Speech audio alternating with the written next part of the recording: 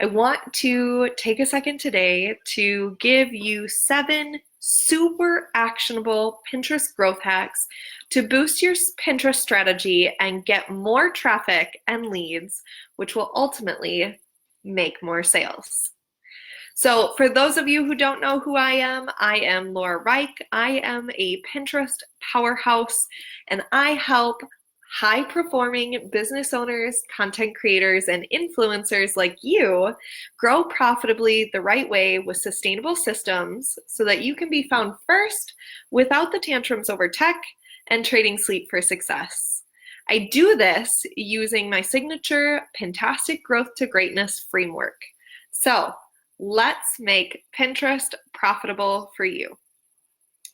With that, we're going to talk about diving right into those 7 actionable tips. So the first hack is create viral boards, right? And this may sound easy to some and may sound hard to others, but you want to work towards having your boards show up when people search for their keywords. Rather than having one pin show up for that particular keyword or phrase, you would love for that whole board to come up. So ranking your boards is absolutely vital to drive people to them specifically. However, you need to have the engagement with them as well. So the Pinterest hack is to make your board a hotspot for that topic. By more people engaging with the content that's on your boards, Pinterest will rank that higher and show it to more people. It is vital to create content that is valuable and helpful to the user. So creating pins that get repins is essential, and it will help to create that infinite loop that you're looking for to drive traffic to your links. And all essential information in regards to the topic of interest should be put on that board. You can equally pin other people's content if you want. It used to be suggested you do that. I don't suggest it anymore. I personally pin just my content based on the new changes with Pinterest. But you want to make sure that that board is super, super valuable and full of tons of great information that's going to help your end user. So boards linking to tons of different topics and content that help them in that area that they're looking for is going to perform better as opposed to boards that have pins only leading to one article or landing page or whatever. So you want to make sure you keep that well-rounded. Tip number 2 is optimize your boards for those topics, right? So the primary Pinterest strategy is optimizing for SEO by using keywords that people are searching for. You want to enable rich pins and validate those blog posts and those rich pins.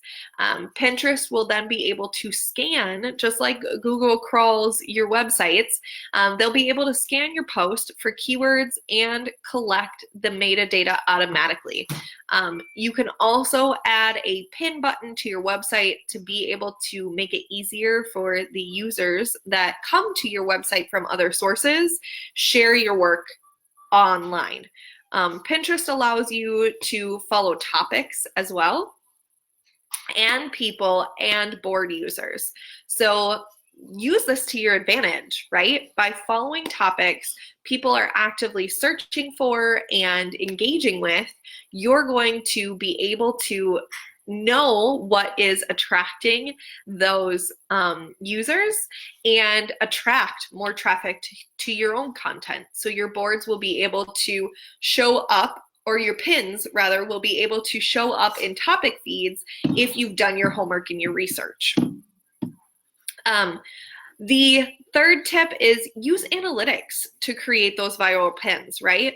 Don't forget about you going through the steps and creating all this amazing content and sharing it out on Pinterest, but you're not looking at what actually is working for the end user. You may think that something is going to completely take off and go viral, but they may have a different idea. And it really depends on what is trending right now, right? So it depends on what's going on in the world. It depends on what people are struggling with or looking for, or what they need help with, or what they're cooking even. Like, it doesn't matter.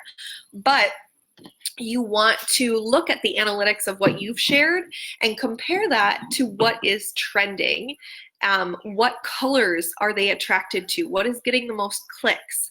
What was the style of headline that you used? Make sure you look at all of that data so that you can recreate it without having to reinvent the wheel every time you want something to pick up traffic, right?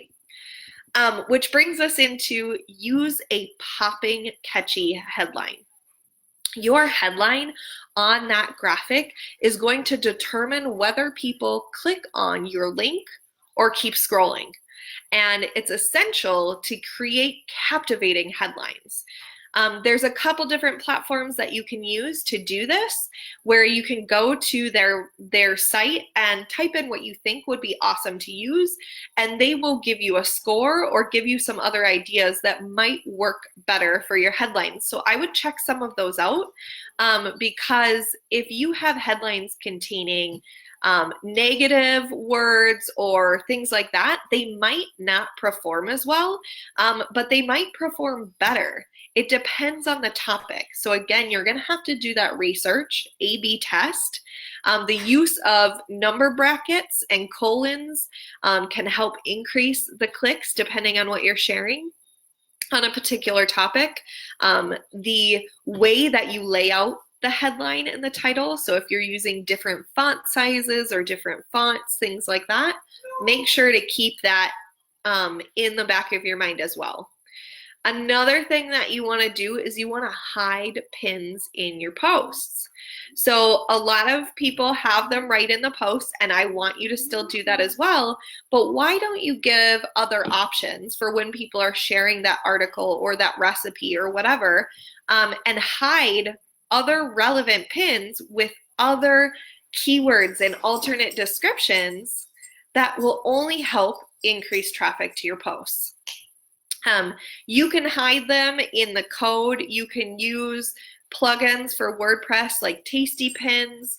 There's a number of different ways to do this, but when you hide pins in your posts, there's going to be additional keywords and descriptions that can be used and added to your strategy as well. So I personally use tasty pins. A lot of people think that it's just for food bloggers with recipes. But trust me when I say that it is a blessing in disguise for those people who use WordPress. Another tip for you, tip number 6, is listen to Pinterest, right?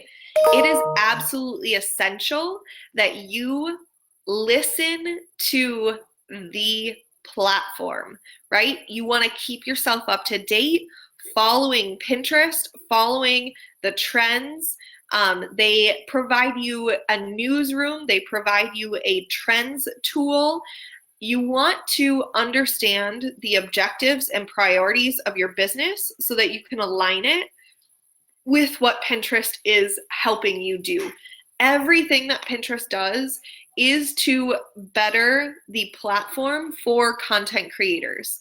They're trying to make it more of a platform for you to be able to get the goal or reach the goals that you're trying to get to. And so they are doing everything in your favor.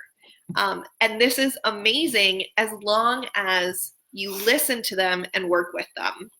Which brings me to my last tip, tip number 7, the 7th hack for you to act on right away to get amazing growth on your Pinterest account and within your strategy is don't fight the algorithm, right? Fighting the algorithm is going to be fighting a losing battle. And when I say algorithm, I'm not talking about it in the way of Facebook or other social platforms that you may understand, because Pinterest isn't a social platform.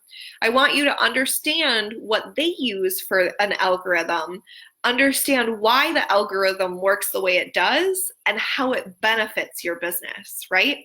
Identify those areas where there's not a lot of traffic that's coming from it, and then adjust your strategy from there. So an example could be the use of group boards. When your entire Pinterest strategy was based on group boards, then you're likely to see that drop in traffic because that's no longer the best practice or best strategy for Pinterest specifically. You can still use them, but it shouldn't be your main point in that strategy.